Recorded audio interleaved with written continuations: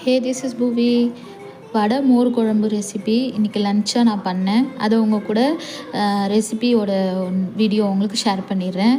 ஒரு கிண்ணத்தில் ஒரு ஸ்பூன் அளவுக்கு தனியா, ஒரு ஸ்பூன் துவரம்பருப்பு, ஒரு ஸ்பூன் சீரகம், இது மூணுத்தையும் 40 நிமிஷம் போல் ஊற வச்சுக்கணும். அப்புறம் வடை மோர் குழம்புன்னு சொன்னேன்ல, வடை நம்ம எப்போவும் மசாலா வடை செய்வோம்ல, அதே டெக்னிக்ஸ் தான். அந்த டெக்னிக் வடை பொரிச்சிட்டு அதுக்கப்புறம் மோர் குழம்பு பண்ண போகிறோம்.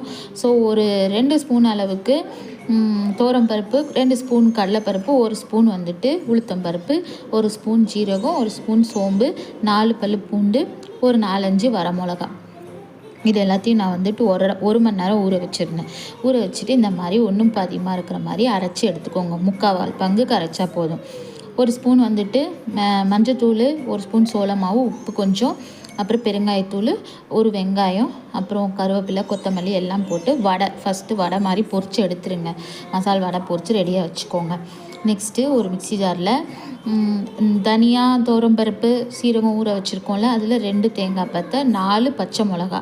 நான் குழந்தைக்குன்றனால 4 பச்சை மிளகா தான் போட்டேன். இன்னும் கொஞ்சம் எக்ஸ்ட்ரா நீங்கள் போட்டுக்கலாம். இஞ்சி இருந்தால் இஞ்சி ஒரு துண்டு போட்டுக்கோங்க.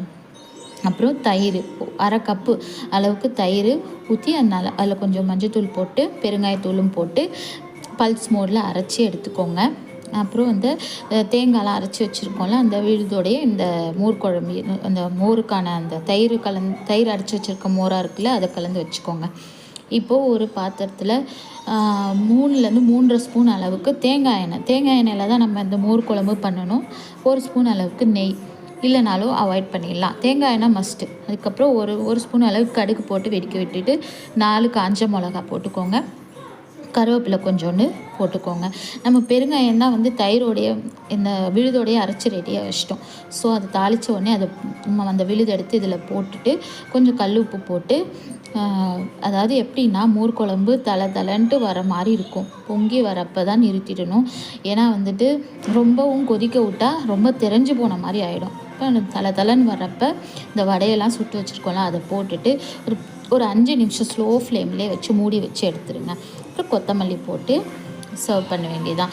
இது ஒரு மணி நேரம் கழித்து நீங்கள் சாப்பிட்றதுக்கு முன்னாடி, 1 மணி நேரத்துக்கு முன்னாடி இந்த வடை அந்த மோர் குழம்புல இறங்கிடுச்சுன்னா சூப்பராக இருக்குங்க. நீங்களும் இதை ட்ரை பண்ணி பாருங்கள். வடை மோர் குழம்பு ரெசிபி எல்லா ரைஸோட எது கூட வேணாலும் செட் ஆகும். ரைஸ் கூட சூப்பராக இருக்கும். இது நீங்கள் தோசைக்கு கூட தொட்டுக்கலாம். ஓகே, பாய்.